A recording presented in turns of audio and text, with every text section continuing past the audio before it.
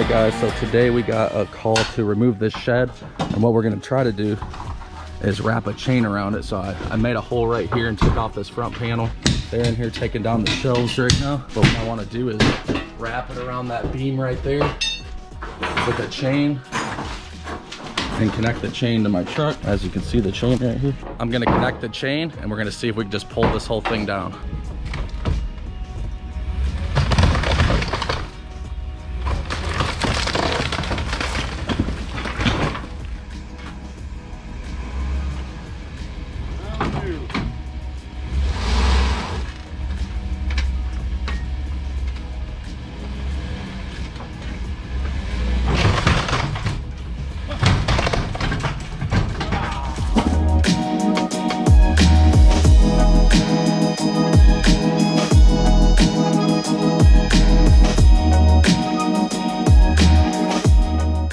All right guys, after hooking it up 7 times to the chain, we finally got it off, but we found out there's actually a huge creek back here and the whole thing is on like a hill.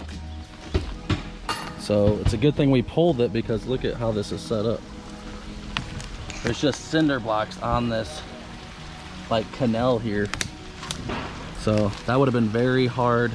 If we would have dropped boards down there, that would have been a pain in the ass to pick up all that. So the way we did it was the best way, in my opinion.